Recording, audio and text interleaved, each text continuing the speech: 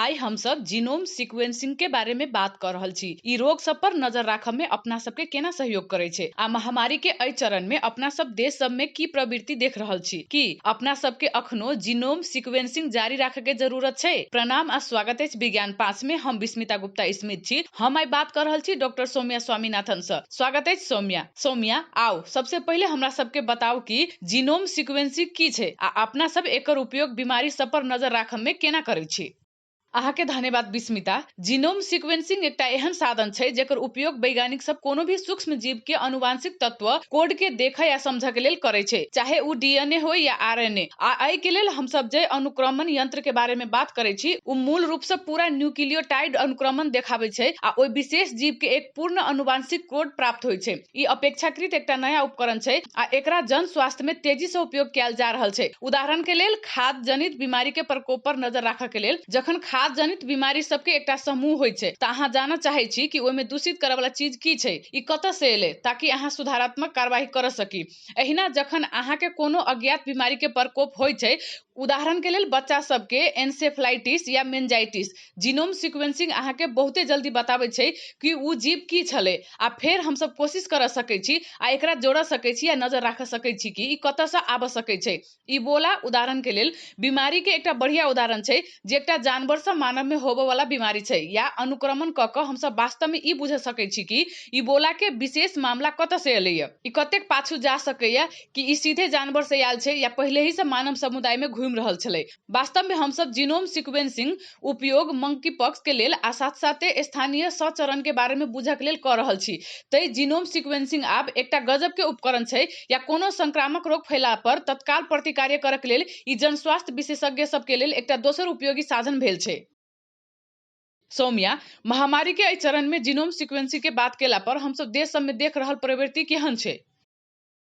जेना कि अहाँ जानै छी ई महामारी के शुरुआत से एहि विषाणु पर नजर राखय के लेल जीनोम सीक्वेंसिंग के उपयोग केलो आ ई बहुते उपयोगी रहलै, कियाकि जेना कि अहाँ जानै छी विषाणु शुरू से बदल रहल छै आ उत्परिवर्तित भ रहल छै आ वास्तव में ई बुझे में सक्षम छी कि एहि में से कोन बदलाव हमरा सब के लेल सरोकार के विषय छै। आ फेर हम सब चिंता के एक स्वरूप कहै छी।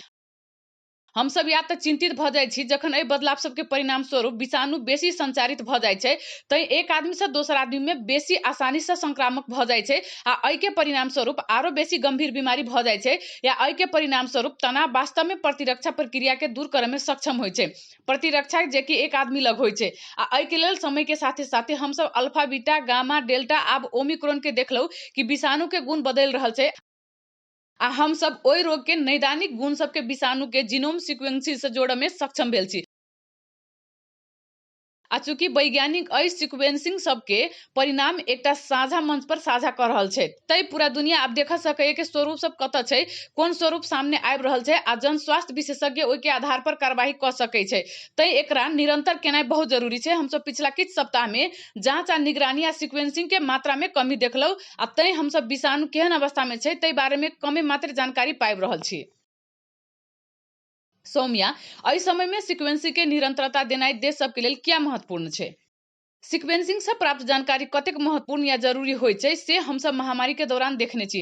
वास्तव में विषाणु के स्वरूप सब के शुरुआती पहचान, प्रत्येक स्वरूप के अपन विशेष चारित्रिक विशेषता संगे जोड़नाय आ दुनिया भर में एकर फैलावट से प्राप्त आंकड़ा के आधार पर देश सब में जन स्वास्थ्य संबंधी काज सब के बढ़ावे या घटावे में सहयोग केलक आ रोगी सब के संख्या बढ़े के अनुमान भेला पर अस्पताल, स्वास्थ्य संस्था सब के तैयार बनाब सकैए। तै समय संगे हम सब एहि विषय में सक्षम भ रहल छी, लेकिन दुर्भाग्य से बहुतो रास देश सब अपन परीक्षण आ सीक्वेंसिंग के कम क देने छै आ तै जो अपना सब जांच आ निगरानी नहीं करै छी त अपना सब अनिश्चितता दिस जायब, कियाकि ई विषाणु किछ समय के लेल अपना सब के आसपास रह वाला छै। ई बदल जा विकसित होब जा रहल छै आ अपना सब के वास्तव में एहि बात पर नजर राखे में सक्षम होब के चाही कि की भ रहल छै, कि अपना सब के खोप अखनो प्रभावकारी छै। सौभाग्य से उ सब अखनो बहुते प्रभावकारी छै, लेकिन अपना सब के पर निगरानी करे में सक्षम होब के जरूरत छै।